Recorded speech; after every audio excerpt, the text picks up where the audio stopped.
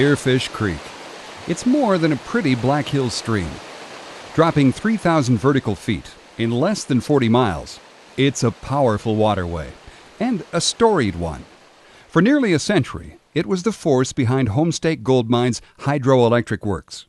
And these waters turned Spearfish Valley lush, thanks to a network of irrigation ditches dug in the 1870s and 1880s.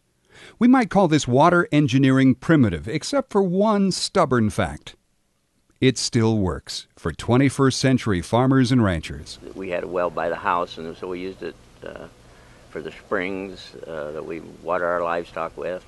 And of course, then the crops, we've been able to take smaller acreages and get bigger crops. And it's been a huge factor in the economy of our farms out here, all the farmers in the valley. It has been the lifeblood of the valley, actually. Besides his livelihood in agriculture, Billy Evans has another connection to this irrigation system. His grandfather, Irish-born Robert Evans, was largely responsible for its development. Gold fever took Robert to Montana. As part of mining operations, he learned to move the waters of McClellan Creek across Helena Valley through ditches. He also learned about legalities behind water rights. In 1876, Robert Evans was among the first white settlers to arrive in Spearfish Valley. And he came with the Montana party. There were 200 men. They came down through and they camped on Spearfish Creek down here. And there wasn't anybody here at the time. But he saw the creek, which was about the same size as McClellan Creek in Montana. And then he saw the valley here, which is just like Helena Valley, a nice flat. And he knew the value of it. And so when he saw this, I just know it just clicked in his mind that this here is valuable, and so it's probably more valuable than the gold mine would be.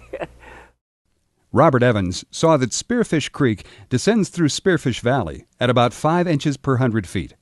He engineered his ditches, stemming off the creek, to drop at 2 inches per 100 feet. And that's approximately what all these ditches are, approximately 2 inches per 100 foot. And that gives you a flow of water that's fast enough to keep the sediment from settling out of the water, yet it's not fast enough to wash your ditches and make them deep ravines. And Evans and his fellow diggers typically dug from the patch of land to be irrigated backward toward the creek.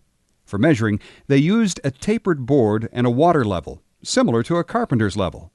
Dirt was moved by big horse-powered scoops called Fresnos or slip-arounds.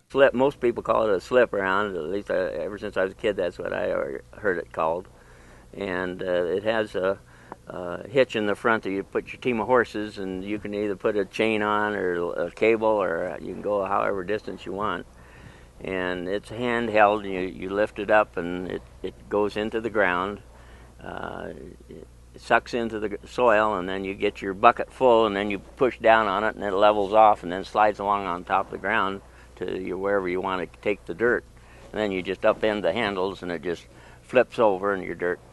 And I don't know how many shovelfuls of dirt it holds, but it's a heck of a lot easier than trying to shovel it. Ditches were named for owners of property being irrigated: Walton, Mann, Evans, Tunn, Ramsdell, and others. Landowners, by pumps or by temporarily damming the ditches, took a head of water, a loose designation based on reasonable need. Well, a head of water is the amount of water that it takes to irrigate your land, whatever it takes. A small piece, a head of water wouldn't be very much for a little small garden, but for a 40-acre spread, you'd want a big head of water.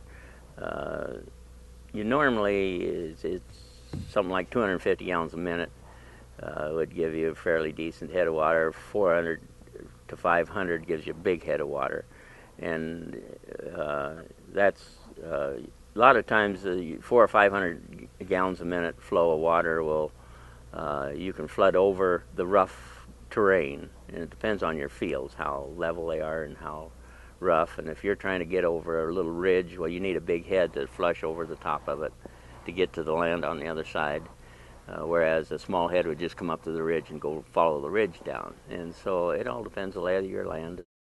Thanks to Spearfish Valley's geology, A head of water, once taken, isn't entirely lost to downstream irrigators. They figure there's approximately 45 foot of gravel and rock that underlays the valley and Spearfish Creek as it comes down the valley. And the fact that it's so porous with so much rock underneath, that when you irrigate up high, well, then the water goes down through the rock and then it recharges the creek. And so the creek is recharged probably 3 or 4 times. Still, this is the semi-arid West, and there's seldom a true abundance of water. Irrigators along the ditches banded together to fight the city of Deadwood and then Homestake Mine, both of whom had plans for taking big quantities of Spearfish Creek water. And irrigators sometimes fought among themselves, too. They didn't go to court, very much in the older days. They settled it right there on the ditch, and there was a lot of fist fights and a lot of pushing and threatening and all that kind of stuff. The irrigated lands produced rich crops of oats, barley, and rye. Corn stood high. Apple seedlings from Missouri flourished, along with a wide variety of other fruit trees. And while Spearfish Valley has changed dramatically over the decades, this irrigation is still significant. It follows an annual pattern the original developers knew: cleaning out the ditches in April, opening the water gates in May, and using the water until freeze-up, usually in late September.